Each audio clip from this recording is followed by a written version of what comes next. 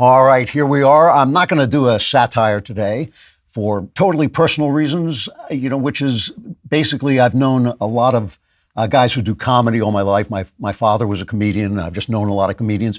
And every single one of them has been angry. I've never met a comedian who didn't carry around a huge load of anger inside him.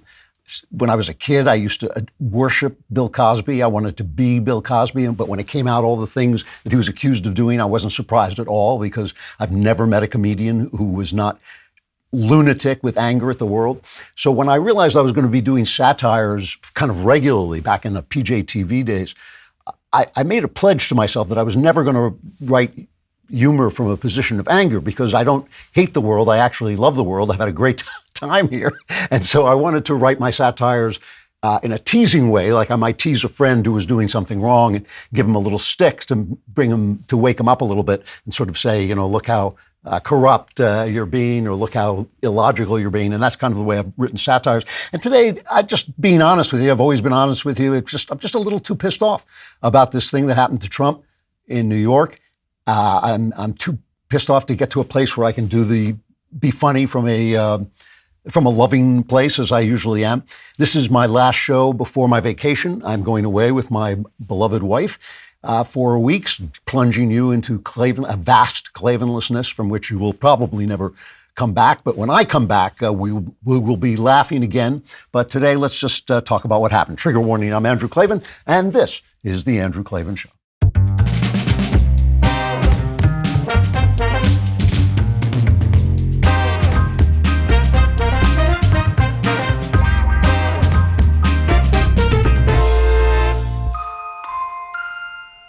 All right, I'm going to ramble a little bit today because I have to think some of this through even as I'm talking, make sure I'm saying what I want to say, but I hope you'll stick with me. Let's handle our business first.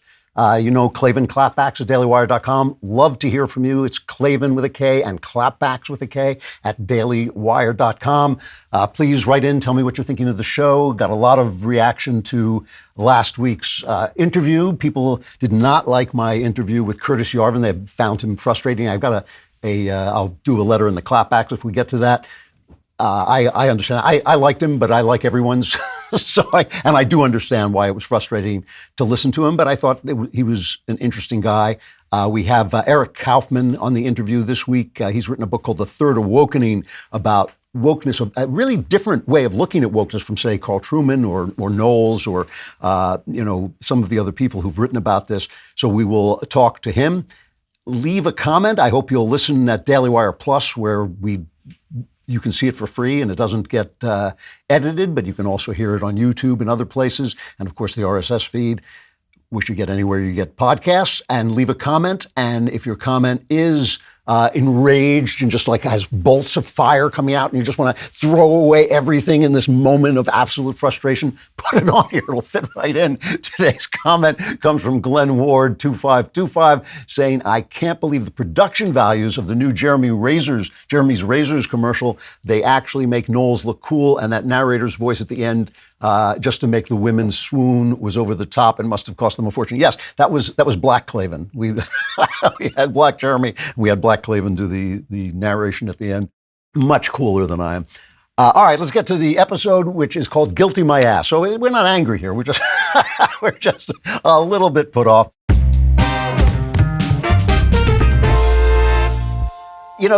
Here's something that is actually unique about the show. The word unique is overused, but this is unique about the show. And it's this. I have always told you exactly what I think, even when it has cost me your love and even when it has cost me clicks and audience numbers or whatever. And this is not to say that other commentators aren't honest. There are many honest and excellent commentators out there, but every single one of them will hold something back if they think you won't tolerate it because they have a career and they care about their career and they have families to support and they live off your love. And they need your love, and I am on a mission from God. So I'm just going to say what I have to think, and hopefully there's an audience for that, and if I'm not, I'll go home. I always love it. I just love it on Twitter and places like that where people always say, people didn't, like your tweet. And I think, if you think that that's what's keeping me up at night, you're out of your mind. But telling the truth really matters to me. After January 6th, I told you I thought Trump had screwed the pooch. Those were my exact words. I told you I thought he'd acted disgracefully in waiting 3 hours before calling off the dogs before getting out there. That was a crisis. He should have reacted. He didn't. He was too wrapped up in his own butthurt. I've never changed my mind about that. I've never been convinced that even though more information has come out, I have a broader look at it, but I still believe that about what Trump did. I've never been convinced that the election was stolen. I believe it was rigged, clearly rigged, but I've never bought into this. I've never been convinced of that. And I've lost a lot of listeners because of that. People get angry at me, even people who have come back later and said, I knew you were right. I just couldn't hear it at that moment. But listen, January 6th was bad. Yesterday in New York was much, much worse. The idea that January 6th was an insurrection was always nonsense. It was a clown show. It was a bunch of people who lost control of themselves. Even if they were incited by FBI or whatever, they lost control. They were responsible for themselves, just like all of us. But this was a true insurrection. This was an attempted slow motion coup, this conviction of Donald Trump. It was an attempt by corrupt urban politicians, which the Democrats have always been since the days of Boss Tweed and before. The Democrats have always been a corrupt urban coalition. And I've always, when Obama came to Washington, I said to myself, well, a lot of people said this, he's not going to be able to bring that Chicago corruption to D.C. I underestimated him. He was, he could, he did. And it's just like Jefferson warned us. Thomas Jefferson always said that when our country stops being an agricultural country and it becomes an urban country, it will take on the corruption of urban areas. And now we are. That's something that happened. I can't remember. It was about 8 years ago, something like that, when we became a majority urban country. And it has become that Democrat corruption has spread through the entire upper level of the government. Now, for some of you, tossing and turning all night is a frustrating experience. I don't know why. That's my entire life. But if sleep seems elusive and you'd like to get some, it can be both physically and mentally draining. That's why you want to use Beam. It's not just your run-of-the-mill sleep aid. It's a concoction carefully crafted to help you slip into the sweet embrace of rest without the grogginess that often accompanies other sleep remedies. It worked on me. If it works on me, it will. You may not wake up for hours and hours and hours, but it really put me to sleep. And it contains, the reason that Beam Dream contains this powerful all-natural blend of reishi, magnesium, L-theanine, apigenin, and melatonin to help you fall asleep, stay asleep, and wake up refreshed. And my listeners get a special discount on Beam's Dream Powder, their best-selling hot cocoa for sleep with no added sugar. It's now available in delicious flavors like cinnamon cocoa, chocolate peanut butter, and mint chip. Better sleep has never tasted better. Just mix Beam Dream into hot water or milk, stir or froth, and enjoy before bedtime. If you find yourself battling the bedtime blues, give it a shot. Your weary self will thank you. If you want to try Beam's best-selling Dream Powder, and you do, take advantage of 40% off for a limited time when you go to shopbeam.com/Klavan and use code Klavan at checkout. That's shopbeam.com/Klavan with my promo code Klavan for up to 40% off your order. And you're saying to yourself, Beam, I know how to spell Beam. How do you spell Klavan? Good question. It's Klavan, no E's. I just make it look this easy. There are no E's in Klavan. So the news, of course, Trump is convicted on 34 counts of something. We have no idea what it was. As I understand it, that each of them holds a maximum penalty of 4 years in prison, but the top amount is 20 years. That's the way I understand it. He can appeal and ask the appeals court to keep him out of prison while the appeal is going forward. He can go to the Supreme Court on constitutional grounds. The legal experts are saying that it's unlikely the Supreme Court will expedite an appeal like they did with Bush v. Gore. I don't know if that's true or not. I mean, anything can happen. But all the legal experts are also saying that jail time is unlikely, that the judge will not, Merchan will not put him in prison. I think that they have mistaken the level of the judge's corruption. I think this guy is dirty, and I wouldn't surprise me at all if he sentenced Trump to jail time. Even though I'm telling you, I'm not a lawyer, I'm not a legal expert. All the legal experts are saying that's unlikely. I just think that it's wishful thinking. One day, I truly believe that one day the future Martin Scorsese, whoever he is, in whatever medium he'll be working in those days, will make stories in which people play fictionalized versions of Juan Marchand to show you what corruption looks like, just like Tommy Smothers played Harry Reid in Casino. That's what this guy's future is, his future reputation is, because now, of course, the Democrats are cheering and they think this is great, but one day, of course, the cloud of immediacy passes and you get a historical view of it, and then we'll see that this guy was like the judge in Miracle on 34th Street, who is just a complete political puppet. The difference is in Miracle on 34th Street, he's taking orders from City Hall. This guy's taking orders from his heart, which is where the corruption in him lies, I believe.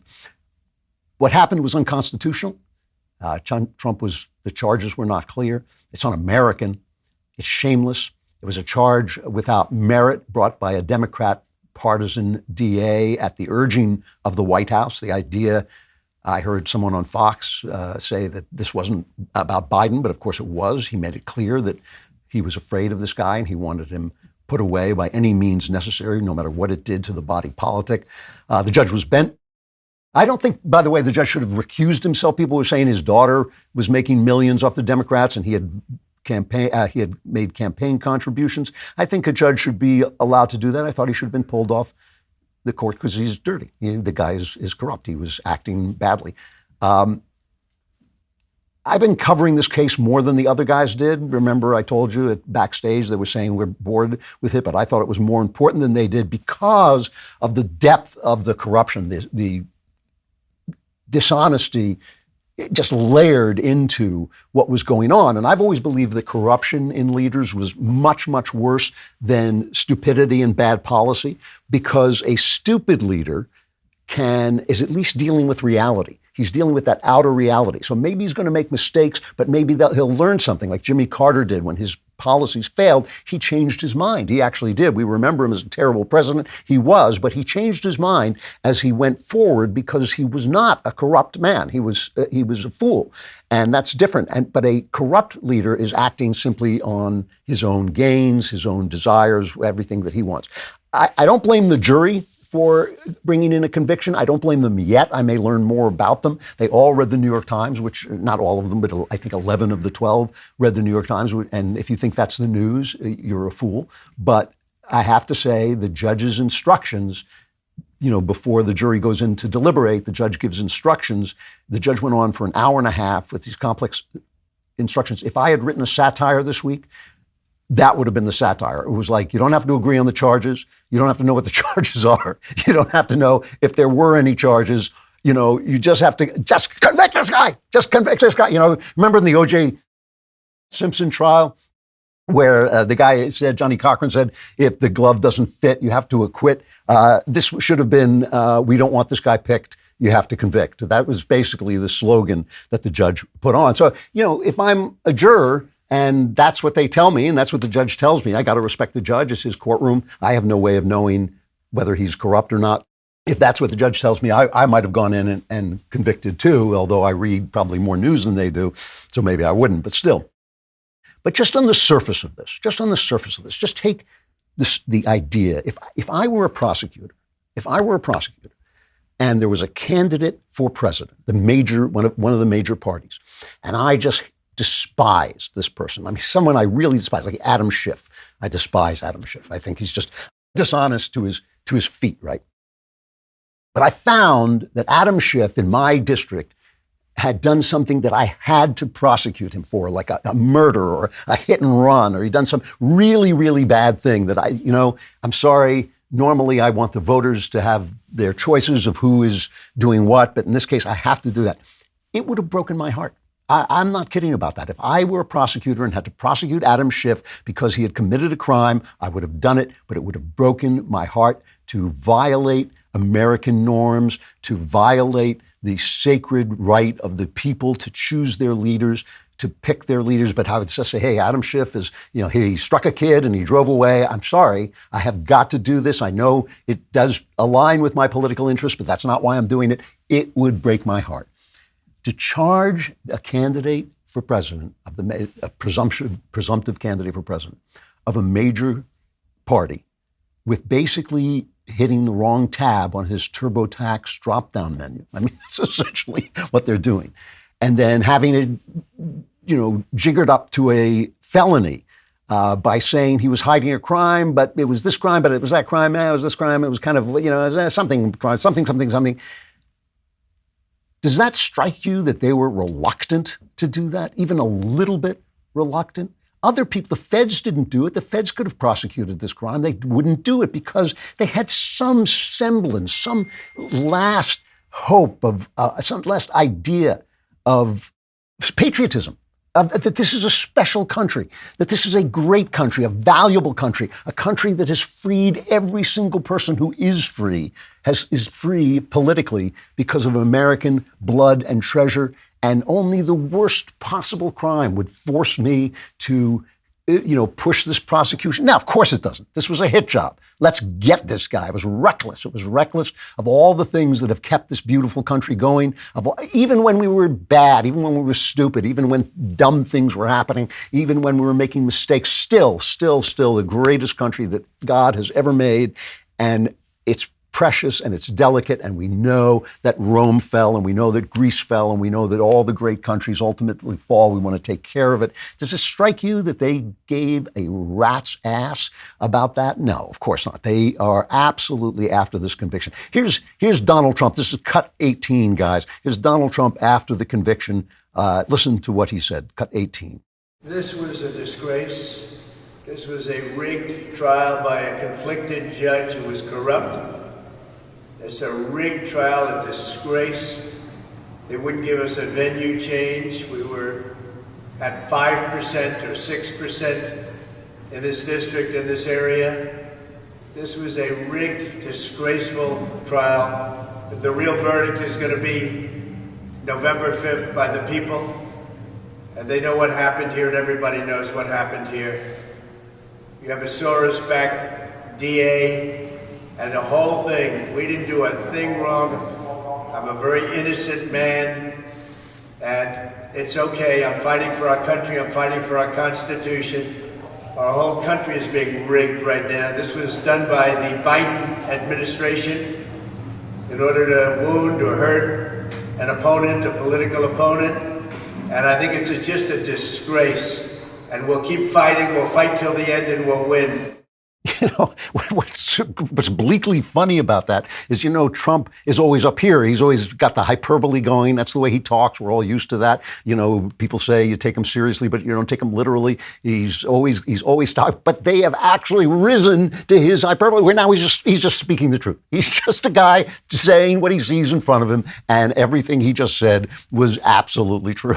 He is not a person who should have been convicted on over 30 counts of felonious counts. It's just absurd. It is absurd. All the judges' decisions went with the prosecution. According to Trey Gowdy, who was, obviously a prosecutor and who was in the courtroom, he said that even the tone of the judge's voice would change when it was different when he talked to one side rather than the other. Gowdy, who, like I said, was a prosecutor, he said he had enjoyed many prosecution judges in his life, but he had never seen anything like this. And as a guy who used to cover courts, I have seen biased judges before, but the things that were going on in that trial was unbelievable. I mean, just completely, they were the kind of thing you expect from a Boss Tweed environment, but dealing with this national idea, this national event. And Alvin Bragg, he is the Chicago way. He's not just, it's Soros financing the Chicago way. Guy basically doing the things that help his party be his party, keep them in power, a little bit of red meat for his followers. But basically he ran on the idea that he was going to convict this guy. He didn't know what for. This is one of the key areas of corruption that a prosecutor can have. When you prosecute the man, not the crime. I don't like this guy, so I'm coming after him. We commit 3 felonies. What is it? 3 felonies a day or something like that, all of us, because the laws are so complex and so overwritten. So you can always get somebody on something. A cop once told me, all you have to do if you want to pull somebody over is follow him for 1 mile. If you follow a car for 1 mile, he will go over the center line or something that you can pull him over for. That's all you have to do. That's what he did. He followed Trump until he, could twist this idea. Even so, I mean, Trump is the most investigated man in human history, possibly. And this was what they got him for. It really speaks very well of him. So here's Bragg. He gave a victory press conference afterwards. This is cut 19.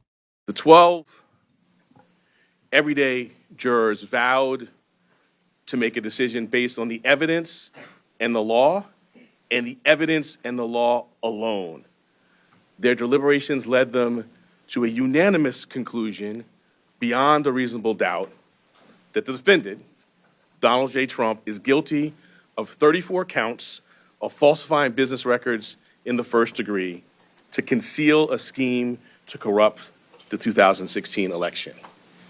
And while this defendant may be unlike any other in American history, we arrived at this trial and ultimately today at this verdict in the same manner as every other case that comes through the courtroom doors, by following the facts and the law and doing so without fear or favor. All right, well, what else is he going to say? And again, putting it on the jury is smart because the jury are probably the least corrupt people involved. And like I said, if I learn more that they were corrupt or they were ringers or anything like that, I'll change my mind. But as it is, I'm just not going to just throw that out there because I'm angry. I'm not going to throw it on them. I think he's smart to put it on the jurors because they're probably the least corrupt people in the process, except for Trump and his lawyers. So we have a presidential candidate now who's been convicted by lawfare, just like you might see in some corrupt South American country or Russia or somebody. All those clowns on the right who think Putin is great. He built a cathedral. Putin is great. Well, congratulations. Now you know what it's like to live in his country. The difference here is that Putin's elections are completely fake, whereas our election system is still operational, I believe. I know it's damaged. I know they do everything they can. And I think not only Trump could win, but this vastly increases the likelihood that he will win. And I think that they have made a terrible mistake, and I'll talk about that more in a minute. But like I said last week, if the enemies of this country, and they are enemies of this country, if they didn't take this country lightly, if they didn't not understand what this country was, they would not be this reckless with our forms and with our standards and with our law, our legal system, which has been one of the great inventions, one of the great, institutions of the country and has kept the country safe and sane. They would not be this reckless with it if they felt they were strong, if they felt they were firmly situated in the hearts and minds of the American people. They would not have brought every possible gun to bear on Donald Trump like this. But they hate the people. They despise the people, and the people know it. And so they're afraid, like all these types of schmoes. They know what can happen, that one day, no matter how much strength you have, always in the back of your mind, you know that you could walk out on that balcony one day and the people are not going to be cheering anymore, and then you're done. And this is, by the way, something that the never-Trumpers never understood. I think I may have been one of the first to cotton onto this and one of the first to put it into words, that this isn't about Trump. It's really not. It's about you and me. This is, when Trump says they're not after me, they're after you, I'm just in the way. That's right. That is right. This is about the people who were not heard because of the global free market, the money and power that these people imagined from a global world. And, it's about the people who care about something other than the system of liberty that was created by our founders. I've always said that we're no longer dealing with the left and right. We're dealing with the friends of the founding and the enemies of the founding. That is what we're dealing with. And of course, the founding changes over time. It morphs, it shifts. But still, those founding ideas, those guys sitting around thinking, how do we keep the power at bay so people can be free? That was what they were thinking. And you notice nobody ever talks about that anymore, except for crazy conservatives like me. Nobody ever says, well, okay, that might be a good thing to do, but what's the cost in power? This is about the socialist left. because they want all the power. They think all the power should be collected in one place. They think individuals do things like build businesses and have greed and are powered by their own desires and build families. And that's not, they know how to get utopia. And so they should be given all the power. But it's also about the hyper-capitalist right, the Wall Street Journal guys who think the borders should be open and that's just fine because think of the money we'll make. And the guys who think that, that the norms matter, but they only matter to keep business flowing, and the business of America is business and all that nonsense. They don't think the culture wars matter. They don't think the moral standing of the people matter and the moral values of the people matter. There's obviously the guys on the left who think America is essentially a bad place, right? This has been one of the things we've heard. It's racist. Joe Biden has said this. He doesn't know what he's saying, but he's echoed that idea, that it's somehow racist, but every other country before. No. Every other country before is just great. Instead of this country struggling, climbing, clawing its way out of the muck of old ideas and finding a new way to deal with people who were brought over here as slaves, trying to include them, trying to put them in, struggling with the people who wouldn't let go. All of those things that made this country beautiful, though, difficult at times. Instead of seeing that, it's just all bad. But now those guys are on the right, too. These people who say, dropping the bomb, we dropped the bomb on Nagasaki because there were Christians there and it was evil. And if you don't, this is what Tucker said. He said, if you think it wasn't evil, you're evil, which is just nonsense. And I'll tell you this is why the situation is so dangerous, all right? The difference between the left and the right at this level is this. The left has piped a corrupt ideology into the minds of the elite. Not a new ideology. It starts with the idea that there's no truth. This has been around since Socrates, since Jesus. Pontius Pilate said, what is truth? Who knows what truth is? Socrates dealt with it. And the philosophers who were saying it's not about truth, it's just about whether you can make the argument. It's the oldest corrupt ideology in the world, and intellectuals love it because it means they can analyze things forever and they never have to go anywhere and they're never responsible to morality. They're just responsible to their own genius, their own analysis. And so it corrupts the hearts of the elite, and they begin to think that they see something new. Now it's called wokeness. We see it. You don't. You're just the little people. You don't see it, but we see it. And they become dirty. They become corrupt. On the right, the difference is, on the right, it's about nitwits, okay? It's about nitwits. The people who follow this, the Jew haters and the black haters and the people who say, about this stuff about Nagasaki and all this stuff is, we dropped there, there were Christians there, and that's what they were in there, and that 9/11, that was an inside job, and the moon, I saw a guy saying that the Challenger explosion was a scam because the Earth is actually flat and the sky is solid. They're talking to nitwits. They're talking to people who don't know anything about history. They themselves aren't stupid. The people saying this stuff aren't stupid, but they know that they are talking to people who know no history, who don't even know anything about human nature, who don't know anything about the way things work. And so the problem with this, and the reason it's dangerous, is that there are always more nitwits than there are elites, right? This is like if you're in Weimar, you're sitting around going, divine decadence, like in Cabaret. Socialism, it's wonderful. It's going to save everybody, socialism. And then one day you look outside, and who are all those people out there? It's the Nazis. The nitwits are here. And they're going to take over because they've got more people. And that's historically what happens, whether it's the French Revolution, whether it's, Weimar. Ultimately, you're sitting around the New York Times saying, it's whiteness. Whiteness is the problem. We love Hannah Nicole, what's her name, because she hates whites more than other people. And yes, I'm white, but I'm just so woke that it doesn't matter. And then you look outside and there are a bunch of, fascists waiting for you. And there are more of them than there are of you. And you thought the army was going to protect you, but maybe not. So you never know. And that would be the end of our country. That would be the end of our country. I know that people are angry. I know that when you're angry, you want to see retaliation, you want to see violence even, you want to see these people arrested. It is the danger, right, that this could go on forever. The retaliation could go on forever. Now, any local prosecutor who doesn't like the last president can bring him in on trumped up charges and keep a guy in a courtroom in Arkansas, not to hit on Arkansas, but just in some place where the elites don't go, and hold him to account for some misdemeanor, he trumps up into a felony. This can happen anywhere. It just happened to happen in New York this time because that's the biggest place. That's the most corrupt place. It's where the most Democrats are, except for L.A.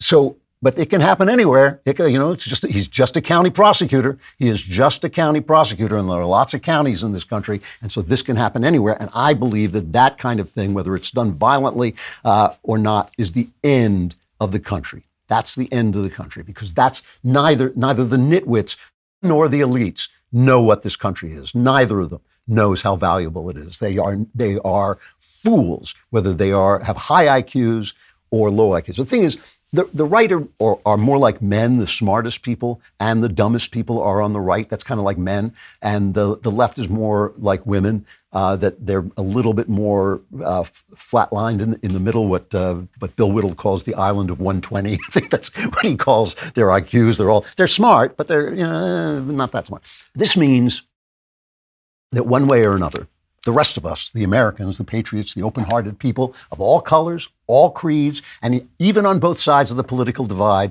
the people who believe that freedom, individual freedom, is a good thing, but it requires individual morality, the people who believe that this is not a white man's country or a Christian country, but a country for anyone who signs on and is willing to do the constitutional thing. It is built on a secular idea shaped by centuries of Christian culture, which is, in fact, a Christian idea. Give the things of Caesar to Caesar, let the things of God be with God. The government is something that is run by Caesar. We let it go to Caesar so that each person can find his own way to God. That is exactly the way you would expect a country formed on Christian ideas to look.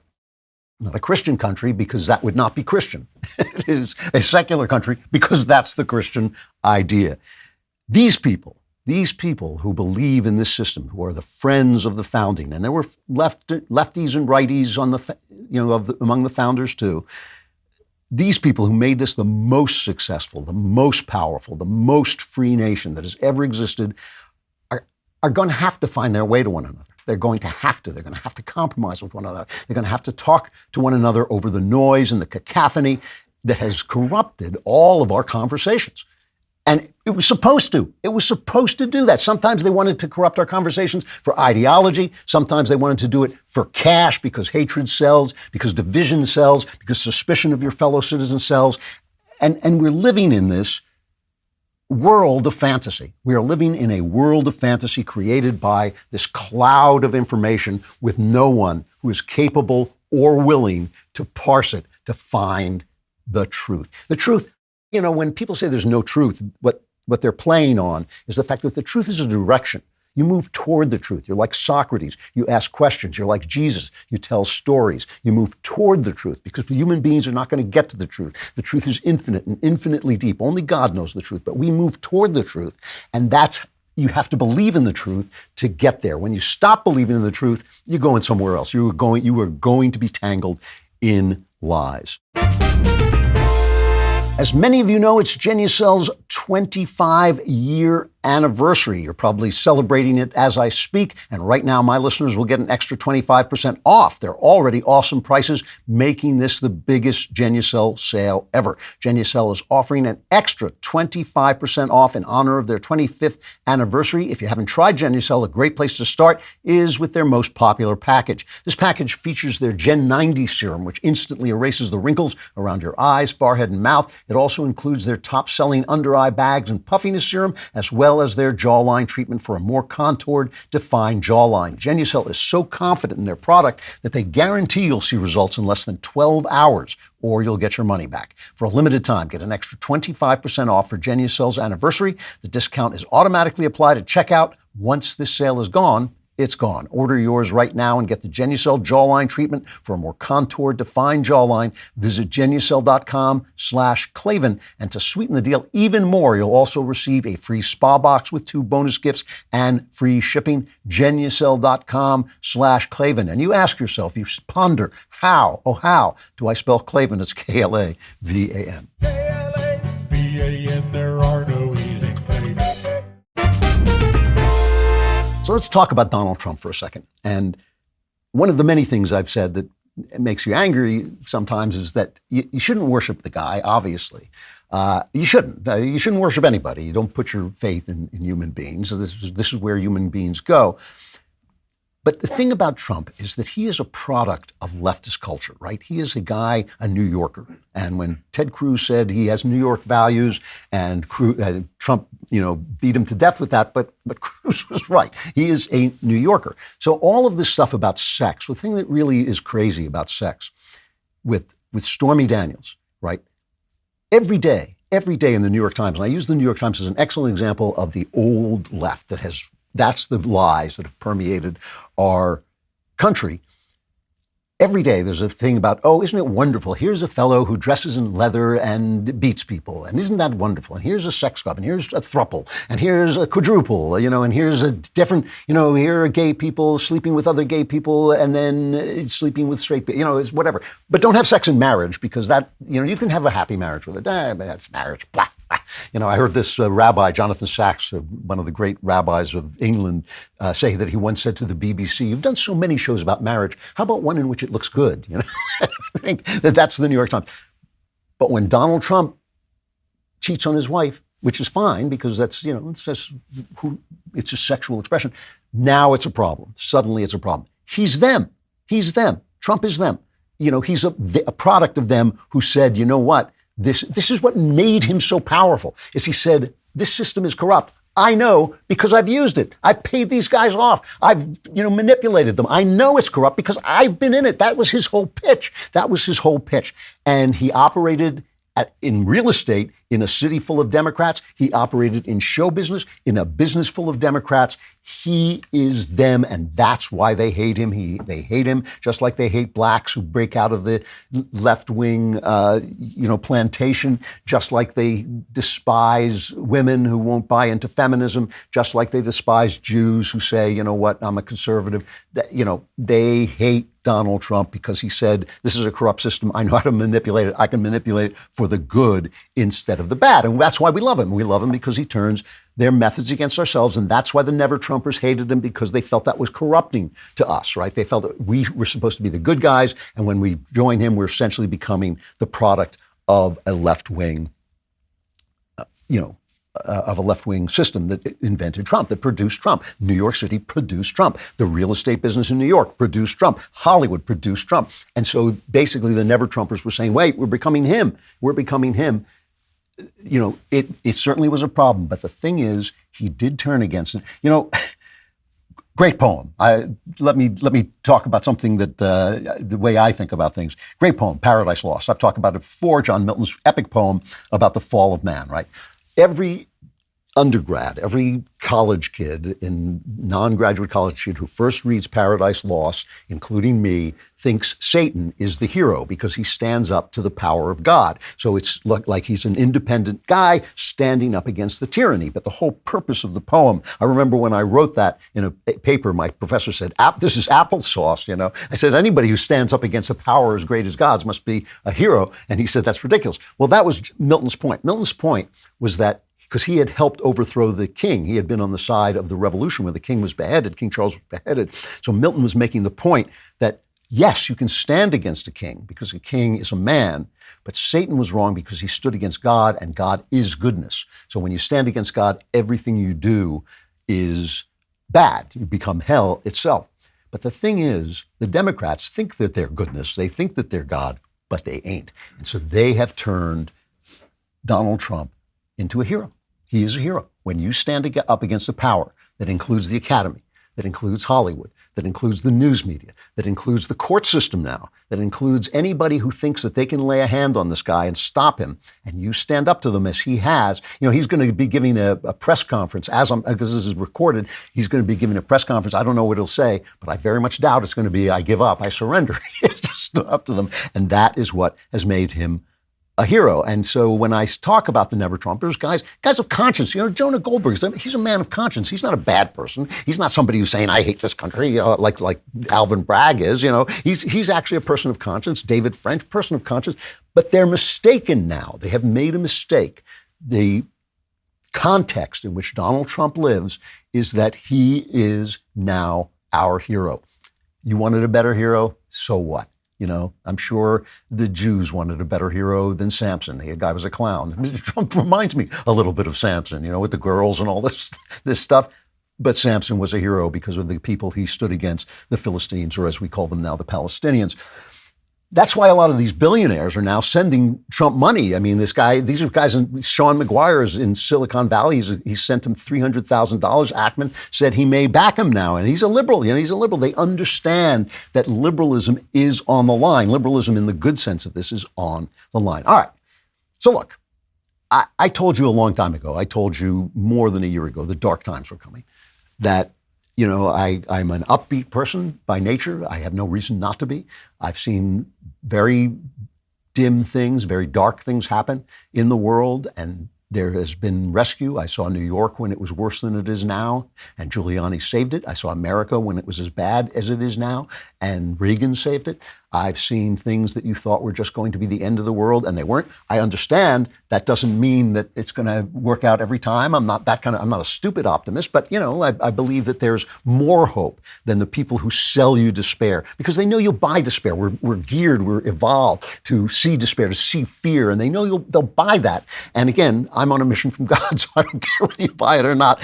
These are dark days, and if your mama didn't tell you there'd be days like this, your mama lied. There are days like this. So the question is, what does God want us to do with the moment? That's always the question. It's a question of your personal life too. And I think the answer is pretty simple, but hard. The violence and retribution only serves the extremists. It only serves the extremists. And when I say the extremists, I mean the people who hate America from both sides. The nitwits on the right and the elites on the left. I think those are the people that we do not want taking over the country. And if we react by becoming them, we're done. We're done. And I'm sorry. I know, you think I don't feel it. You think I don't know that that's the natural reaction, that's what, but we who believe in something above the natural turn to that. And when you ask yourself, what does God want you to do? The answer is almost never, live out your anger, boy. That's not the answer you're going to get when you ask that question. It is always, what is the other way? And that means we're going to have to make what's left of the system into the system. We're going to have to make it work. And it will work. I'm pretty sure this verdict will be overturned. I mean, I think that the judge committed so many egregious acts against the system that I think that it will be overturned. But this is still a body blow. It's still a body blow. It's like this idea of retaliatory violence is what undermines all societies. That's why you invent a justice system. It is, this is like the trilogy of the Greeks.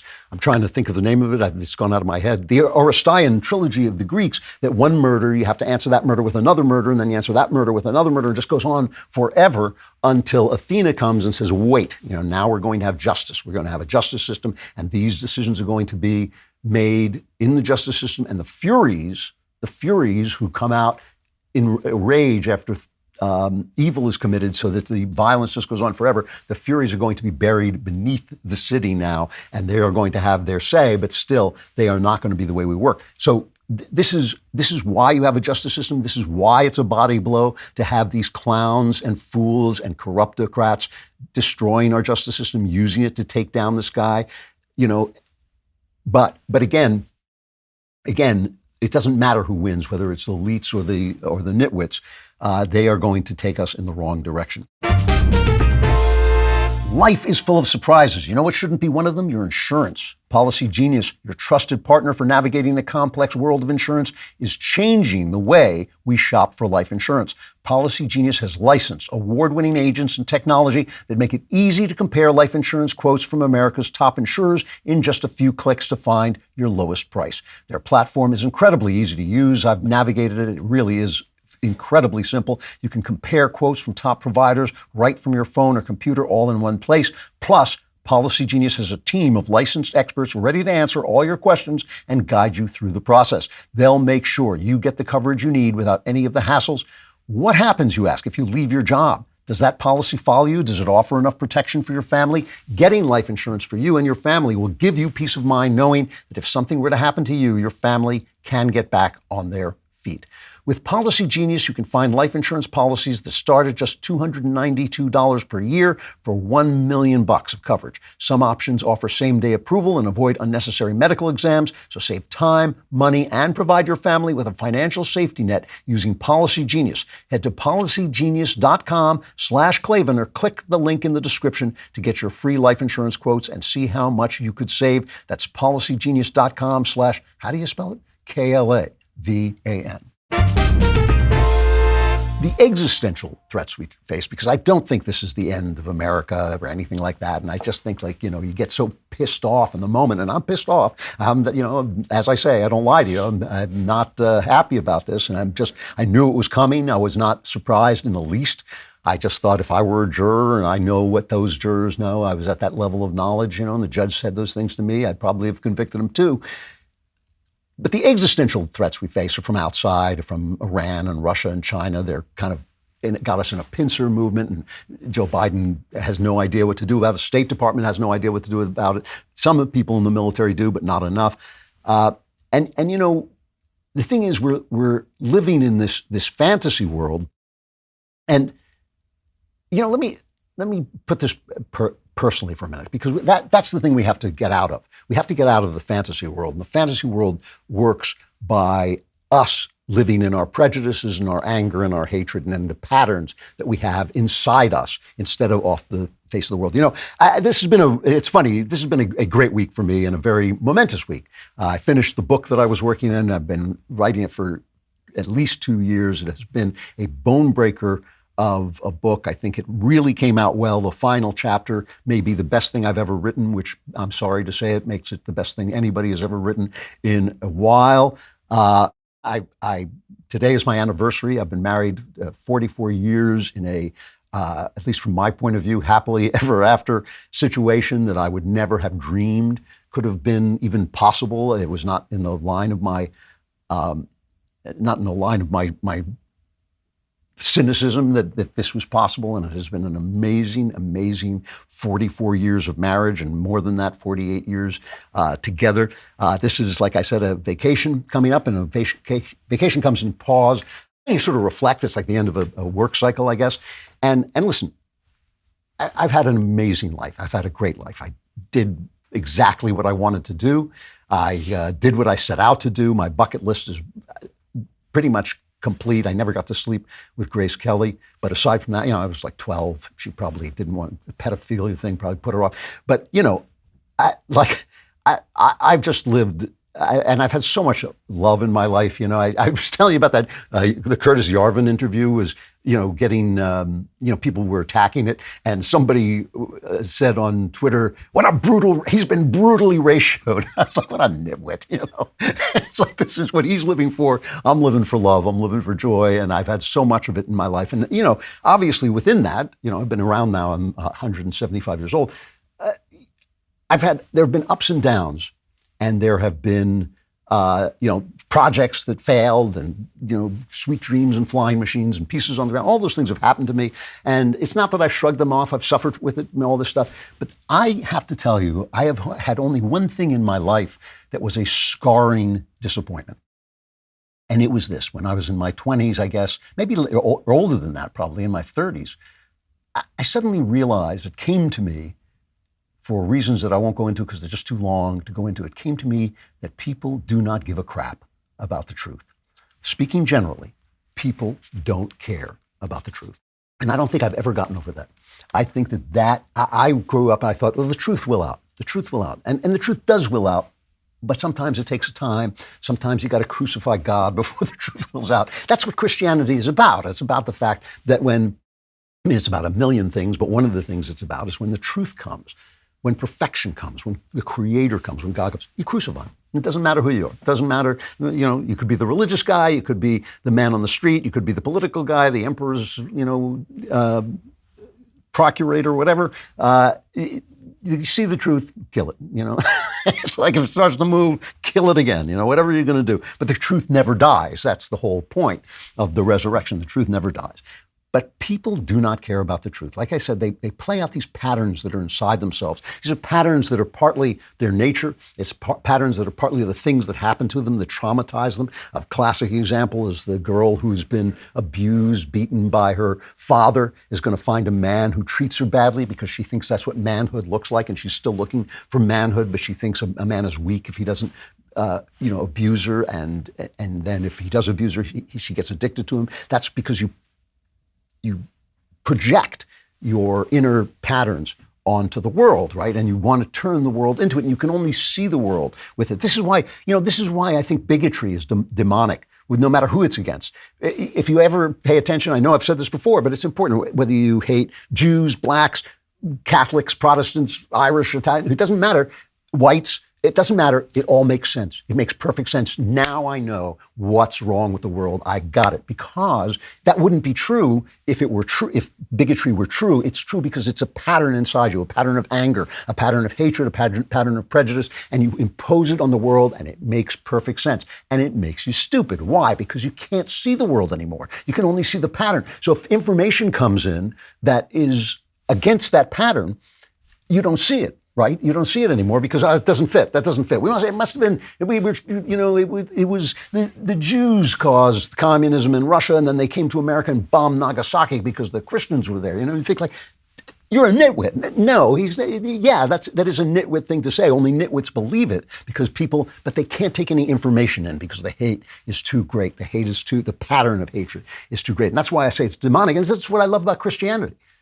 You know what I love about Christianity? Nobody agrees about it. There's Catholics, there's Protestants, people are arguing all the time, same set of facts, but people are arguing just like real life, because Christianity is not a philosophy, it's an event, it's news, it's good news, it's great news. But people look at it different ways, they use it just like the facts of life, they can use it in wrong ways, they can use it to hate on people when all it is about love, but people can disagree about it and still believe and still be faithful believers, because it's the facts. It's just about a certain amount of facts. And I think that we go wrong when we turn into our inner patterns, when we lock ourselves in our inner patterns, instead of turning to God and the world to see what he says to us. So what is he saying to us here and now? What is he going to say to us here and now? And I think, look, it's like you have this great system. And you're living in a dream of hatred. This whole stuff about Donald Trump. I mean, somebody put out a list. I don't have his name in front of me. He put out a list of all the hoaxes about Donald Trump.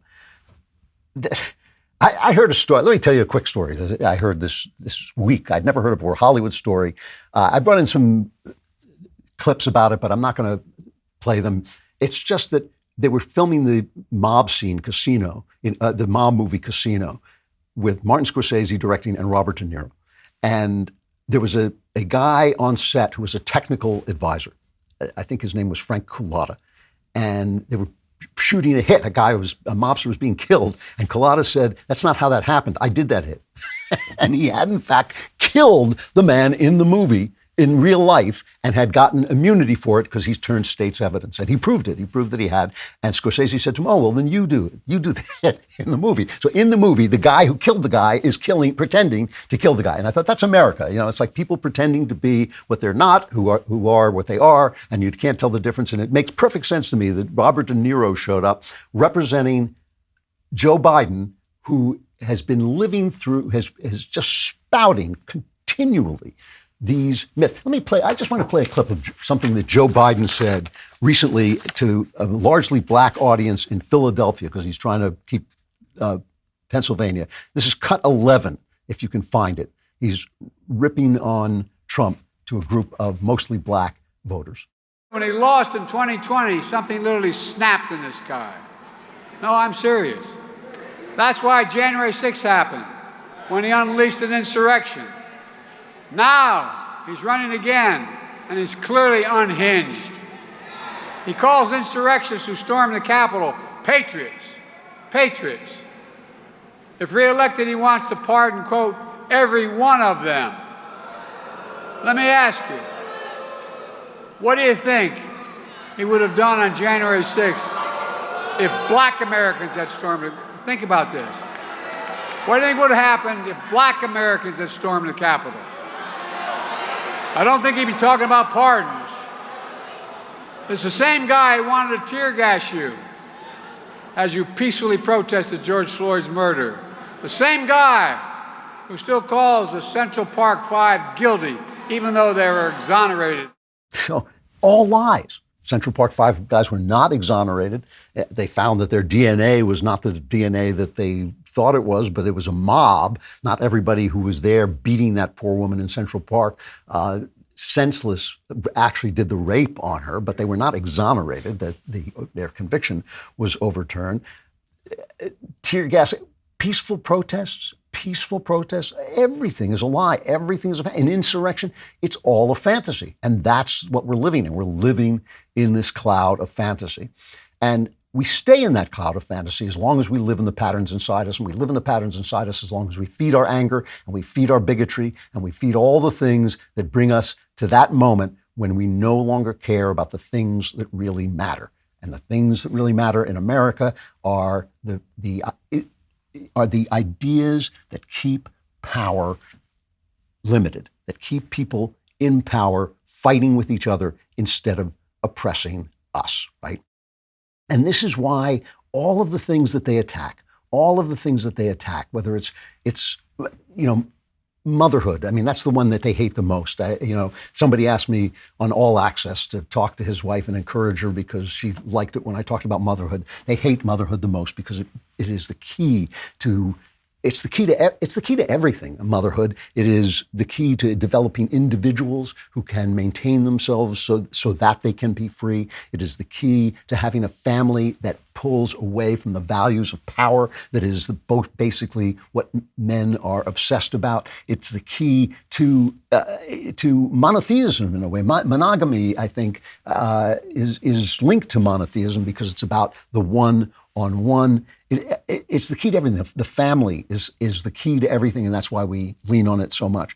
And this is why, if what we do now is imitate the left, we have nothing. We have nothing. We just have people putting each other in prison, and we become some South American, some Central American country. But if we start to build in defiance the families, Luke Rosiak did a story this week in which the Department of Justice, this is Luke Rosiak, our reporter of the DailyWire, Department of Justice unit dedicated to preventing and responding to hate crimes, tracked the conservative education policy groups Moms for Liberty in the same manner tracked the Ku Klux Klan, according to internal emails obtained by the DailyWire. Well, of course they did. Moms for Liberty is everything they want to stop. We have to become Moms for Liberty. We have to support Moms for Liberty. We have to build homes with Moms for Liberty in them, and we have to support those homes. And they're going to try and stop us every way they can. Look what they did to Harrison Butker. They're going to try and stop us every way we can. We have to volunteer to man the polls so that they can't cheat. We have to stop, just letting the media, whether it's right-wing media or left-wing media, we have to stop letting them fuel our anger, because in our anger we become stupid, we become locked away from the facts. This country has always been a tumult. It's always been, a problem because it's free. It's always been a roiling problem. And today is one of those days. This is one of those days. They have convicted a major candidate for president of nothing. They have convicted him of nothing. They are corrupt. They acted in a corrupt way, and they won. And that breaks your heart. It breaks my heart. It infuriates me. But as Scarlett O'Hara reminds us, tomorrow is another day, and we can start to build this back. And I think Trump's going to win now. I could be wrong. I could be wrong. They may stop him. They may cheat. Who knows? Bad things happen and good things happen. But if things are going to go right, we have to rebuild the system that our founders give us. We have to be friends of that founding. We have to learn about that founding. We have to stop letting people play us for fools. Stop letting the right play us for fools. Stop letting the left corrupt us. We can't just be on the defensive. We have to be on the offensive to build this thing we love back. It can be done. It can be done. This is a bad day, bad days. What do you do with them? You start to build back toward good days. It feels like you're just on your heels. It feels like you've got to strike back. It feels like you've got to arrest, that they're arresting us. You got to arrest them. we can build this back. And it begins with supporting Trump, whether you're a never Trumper or not. I think he is our hero. He is the guy who's going to lead us out. I wish God had sent a better man. He sent this man. We got to support this guy all the way. All right, my friends, let's talk about something truly revolutionary for your grooming routine. Jeremy's second-gen razors are here. They're bigger, better, blacker, and now a #1 bestseller on Amazon. Jeremy's second-gen razors have been radically redesigned from top to bottom. We're talking about an ergonomic handle for superior durability and comfort with blades that are sharper and longer lasting. And best of all, they're not made in China. Jeremy's understands that every man is different, so they offer options to suit your needs. The Sprint 3 is perfect for a quick, clean shave, while the new and improved Precision 5 offers an exceptionally smooth and close shave. Let's cut to the chase. While other well-known razor companies are tangled up in DEI and woke ideologies, Jeremy's razors are focused on what really matters, delivering the best razor possible. Because shaving should be about getting rid of your stubble, not your sanity. So here's what you need to do. Head over to Amazon.com. Pick up one of Jeremy's second-gen best-selling razors today. Don't waste your hard-earned cash on woke companies more interested in virtue signaling than giving you a quality shave. Get your Jeremy's second-gen razor today on Amazon and shave like a man, not a manifesto. All right, let's do some Klavan clapbacks. This was a rigged, disgraceful trial. Yeah. All right. Gerhard Gandalf, while Trump is talking as I speak now, and apparently the donations are pouring in, which is great. Dear Hot Gandalf, while I always love listening to your show, I found this week's interview to be very frustrating, though at no fault of your own. Mr. Yarvin felt like he was doing his best Vladimir Putin impression by completely commandeering your show and talking over your questions. It seemed like he wanted to monologue about his own points and not address anything you had to say. He didn't seem to ever want to have any of his viewpoints challenged. I'd love to know what you were thinking during the interview. Sincerely, a man with too many E's in his name, Derek. That is too many E's, Derek. You got to get that fixed. So I could see, I thought I was going to give it a try. I knew the way that Curtis talks, but I was hoping maybe I could, ask him the questions that trouble me about the things that he says, about how we expect to maintain freedom if you centralize it, and all the things that are obviously don't work about some of the things he was saying. But I don't think that's the way he thinks. And so I guess what I felt was this, that I brought him on knowing that I disagreed with him, but wanting to hear what he has to say. He's affected many very intelligent people of goodwill, I think, on the right, and some intelligent people of not goodwill on the right. He has had an effect on them, and I wanted to find out what it was they saw in him. And what I guess I felt was, in the end, it was frustrating that he can't generalize. Like a lot of people who don't know anything can generalize greatly because there are no facts to bother him. He has so many facts in his head that he can't bring them together into a centralized idea, at least when he's talking. Maybe he does it better. I've read some of his stuff, but I find he does it in his writing too, that he couldn't do it. But I felt at least you got to see him. Here's a guy who's had an effect on a lot of people, and you got to see him, and maybe you hated him, and maybe you liked him. I kind of liked him because I didn't think there was malice in him, and I didn't think he was dishonest. I thought he was wrong, but I didn't think he was dishonest or malicious, and I think that that's really important. Because as I was saying during the main part of the show, if you're malicious, you can't hear any facts coming in. What he is doing is hearing so many facts coming in that he can't really put them together into an idea. But I enjoyed seeing him, and I thought, you got to see him. So now every time you hear his name, you can think, oh, I hate that guy, or whatever. But at least now you know. And I'm curious. I'm a curious person, and I want to know things, and now you know who he is. And so I guess that was the contribution. I hope to talk to people I don't agree with and hear what they have to say if they're important and they're not malicious and they're not hateful. From Emily, I have heard you say that you believe there are many paths to heaven, God, but isn't that an inversion of the saying, the path to heaven is narrow and the road to hell is wide? Something like that. I think one either needs to be on the straight and narrow or they are following path to hell. Thanks, Emily. What I mean by that is that straight and narrow path, which I do believe, STRAIT, straight and narrow path, is different for each person because each person is coming through on the path that is himself. I believe that each of us is a path to God. That doesn't mean you can do anything. That doesn't mean that, you can go around hating people and destroying things and think that you're on the path to God. That's absurd. But it does mean that your path is going to look different than mine, and that's in the epistles, that everybody has different gifts, everybody has a different way of approaching things. I think that people can disagree about very core theology. I don't think Christianity is actually about the theology. I think it's about the transformation in your life. And the theology is supposed to be a help to that, but some people start to worship and make an idol out of the theology itself. And I think that that's a problem, right? When you start to think that you have some say over who's going to hell. I wouldn't even think too much about anybody else going to hell. I would just worry about what you're doing and whether you're on that straight and narrow path. But C.S. Lewis had a great line. One of my favorite lines in C.S. Lewis is, "No one knows any story but his own." Nobody knows any story but his own. So nobody actually knows what trajectory another person is on. He may be a bad person, may be doing bad things, but God may be looking at him going, yeah, that's the direction. He's doing bad things now, but he's going in the right direction. You just don't know. We don't have a vote. As I keep saying this, I think it's so important to remember this. You do not have a vote. You can have a driver's license. You can have your identity. If you were not, to have a vote, you have to have been the Son of God and crucified and resurrected. Then you have a vote. Other than that, all you know is your own story and your own path to God, and try and stay on it, and it's straight and narrow. So both these things are true. It's straight and narrow, but there are many paths to God.